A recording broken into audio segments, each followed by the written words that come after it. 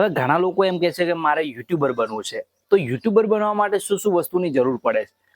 આવા પ્રશ્નો ઘણા લોકોના મનમાં હશે કે એમને પણ યુટ્યુબ ચેનલની શરૂઆત કરવી છે, પણ એવા મનમાં એવો પ્રશ્ન હશે કે યુટ્યુબ ચેનલ શરૂઆત તો આપણે કરીએ, પણ યુટ્યુબ ચેનલ બનાવવા માટે આપણે શું શું વસ્તુની જરૂર પડશે ને કઈ રીતે આપણે એને મેળવશું?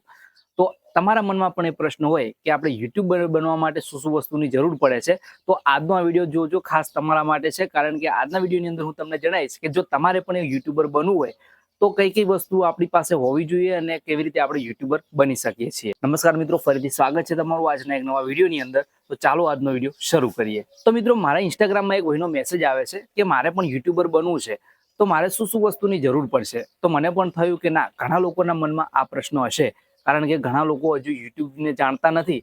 એટલે ઘણા લોકોને એવો મનમાં પ્રશ્ન થતો હશે કે આ લોકો યુટ્યુબર છે તો એમને પાસે મોંઘા મોંઘા ફોન છે, મોંઘા કેમેરા છે, તો એ લોકો યુટ્યુબર બની શકે, પણ આપણે ના બની શકીએ કારણ કે આપણા જોડે તો એવી કોઈ વસ્તુ નથી. તો આવું નથી મિત્રો. જો તમારે પણ યુટ્યુબર બનવું છે ને, તો તમારી જોડે ખાલી એક મોબાઈલ હોવો જરૂરી છે. અને મોબાઈલ તો તમારા બધા પાસે હશે જ, કારણ કે મોબાઈલ છે ત્યારે તો તમે વિડીયો જોતા હશો.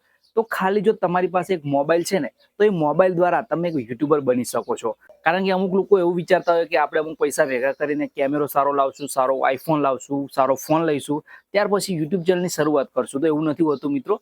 તમારી જોડે જે બી મોબાઈલ છે, કોઈ પણ કંપનીનો મોબાઈલ છે, તો એનો કેમેરો સારો જ આવે છે. તો તમે ખાલી વિડીયો બનાવવાની શરૂઆત કરો. તમારો વિડીયો બની જાય પછી એને તમે સારી ક્વોલિટી માટે એક એપ્લિકેશન આવે છે, કેપકટ હોય કે કાઇન માસ્ટર હોય, આ એપ્લિકેશનો એવા છે જેની અંદર તમે સારી એવી કલર ગ્રેડિંગ કરી અને તમારી વિડીયોની ક્વોલિટી સારી કરી શકો છો. બરોબર, એ પણ હું તમને શીખવાડી દઈશ. જો તમારે વિડીયો એડિટિંગ કરવું હોય ને, એ પણ હું તમને શીખવાડી દઈશ. આપણી ચેનલની અંદર તમામ વિડીયો એવા જ આવે છે કે જે આપણા ગુજરાતી યુટ્યુબર છે, જે યુટ્યુબર બની ગયા છે, જે યુટ્યુબર બનવા માંગે છે, એમને ઉપયોગી થાય ને એવા તમામ વિડીયો આપણી ચેનલની અંદર અપલોડ થાય છે.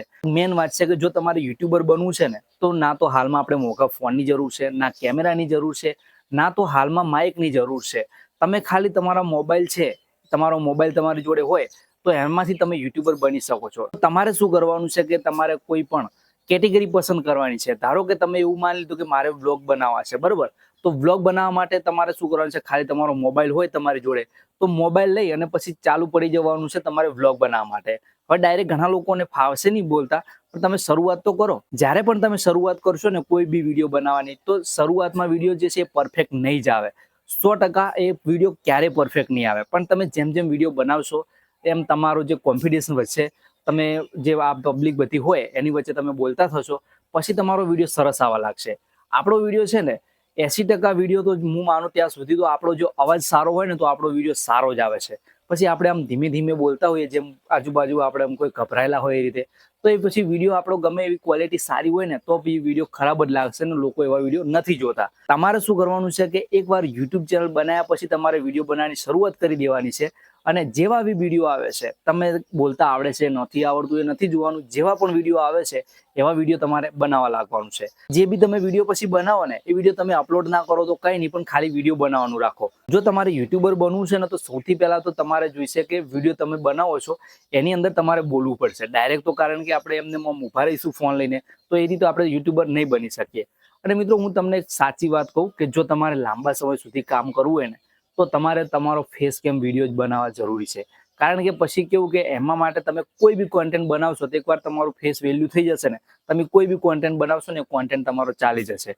પણ તમે અમુક જોતા હશો કે એઆઈ થી વિડીયો બનાવે છે, અમુક લોકો જે છે ખાલી વોઇસ ઓવર પાછળ કરીને વિડીયો બનાવે છે. તો એવા વિડીયોમાં પછી આગળ જતા શું થાય, એમને કોઈ ઓળખતું ના હોય, એટલે એમનું ફેસ વેલ્યુ એટલું બધું ના હોય. પણ તમે જ્યારે પણ શરૂઆત કરો ને, તો ફેસ કેમ વિડીયો જ બનાવવાની શરૂઆત કરો. તમે ધારો કે વ્લોગ બનાવો છો, તો વ્લોગમાં તો કેવું કે આપણું મોઢું તો હોય જ છે, આપણે અંદર તો આવીએ ત્યારે જ આપણે વ્લોગ ચેનલની શરૂઆત થાય છે. ને ગુજરાતની અંદર હાલમાં ઘણા એવા લોકો છે કે જે વ્લોગ ચેનલની શરૂઆત કરી છે અને સારા એવા વ્લોગ બનાવે છે ને એમની ચેનલ ગ્રો પણ થઈ છે.